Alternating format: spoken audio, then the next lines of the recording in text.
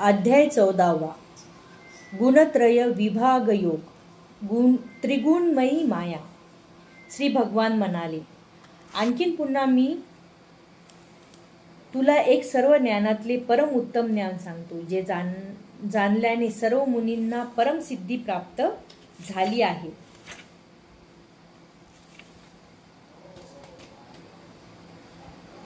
या ज्ञानामध्ये स्थिर होऊन मनुष्य माझ्या स्वतः सारख्या दिव्य स्वभावाची प्राप्ती करू शकतो। याप्रमाणे स्थित झाल्यावर मनुष्य सृष्टीची वेळी जन्म घेत नाही किंवा प्रलयाच्या वेळी व्यथित होत नाही। हे भारता, ब्रह्म नामक संपूर्ण भौतिक तत्व हे जन्माचा स्तोत्र आहे आणि या ब्रह्माला मी गर्भस्थ करतो, त्यामुळे सर्व जीवांचा जन्म शक्य होतो। हे कौंतेय, भौतिक प्रकृतीमध्ये जन्म घेऊन सर्व योनी प्रगट होत असतात आणि मी बीज प्रदान करणारा पिता आहे। भौतिक प्रकृती सत्व रज तम या 3 गुणांनी बनलेली आहे। हे महाभावी अर्जुना, जेव्हा जीव प्रकृतीच्या संपर्कात येतो तेव्हा या त्रिगुणांमुळे तो बद्ध होतो।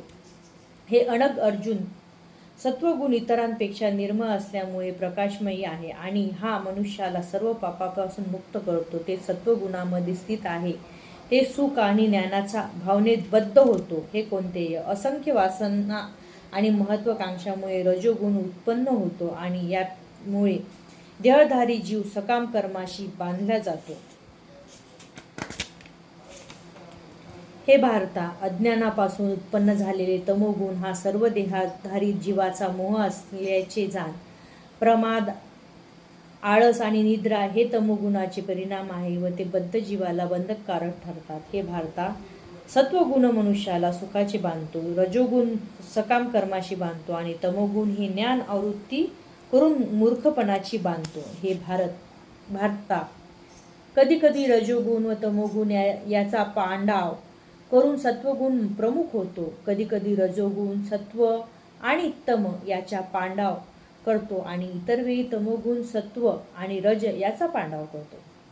याप्रमाणे वर्चस्वासाठी निरंतर स्पर्धा सुरू असते। जेव्हा देहांची सर्व द्वारे ज्ञानाने प्रकाशित होतो तेव्हा सत्वगुणाच्या प्रकटीकरणाचा अनुभव येऊ शकतो।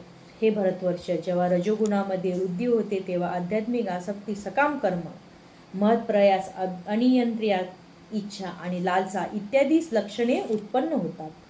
हे कुरुनंदन, जेव्हा तमोगुणामध्ये वृद्धी होते तेव्हा अहंकार, निष्कर्ता, मूर्खपणा आणि मोह हे प्रगट होतात।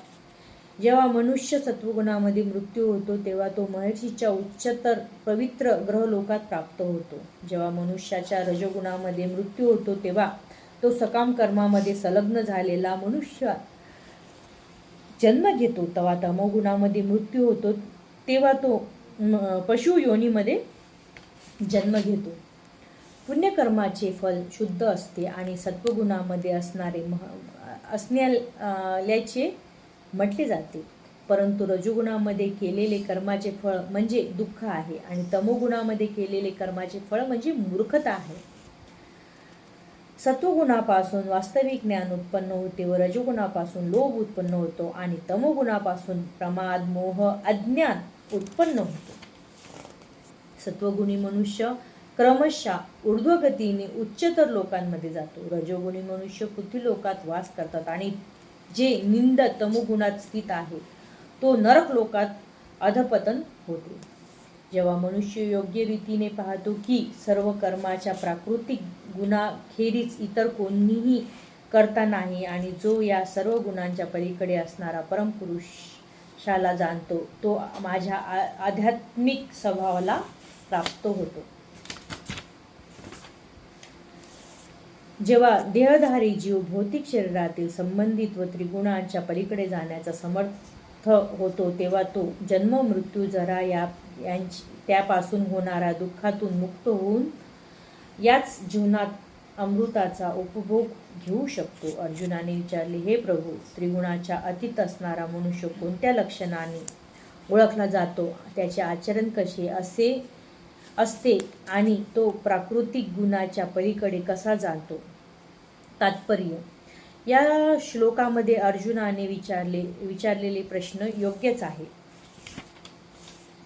श्री भगवान म्हणाले, हे पांडुपुत्र, जो प्रकाश, आसक्ती आणि मोह याची उत्पत्ती असताना त्याचा द्वेष करीत नाही किंवा ते नाहीसे झाले तरी त्याची आकांक्षा करत नाही, जो त्रिगुणाच्या प्रभावामध्येही अविचलित आणि निश्चल राहतो आणि केवळ त्रिगुणच सक्रिय आहे हे जाणून उदासीन व दिव्य राहतो, तो अध्यात्म स्थित आहे आणि सुखदुःखाला सारखेच मानतो, जो माती, दगड आणि सोन्याकडे समदृष्टीने पाहतो, जो प्रिय व अप्रिय याच्याबद्दल समभाव राखतो, जो धीर आहे, जो स्तुती व निंदा, मान व अपमान याच्याकडे समभावाने पाहतो, जो मित्र आणि शत्रू याच्याशी सारखीच वर्तणूक करतो आणि ज्याचे सर्व भौतिक कर्माचा परित्याग केला आहे, त्या मनुष्याला गुणातील म्हटले जाते.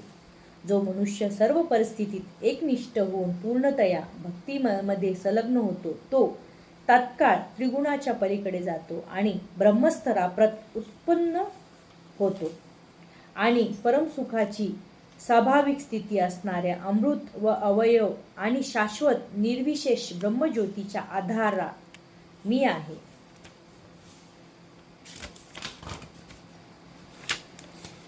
इतिश्री 14वा अध्याय संपूर्ण. हरे कृष्ण कृष्ण कृष्ण हरे हरे, हरे राम राम राम राम हरे हरे, राधा कृष्ण.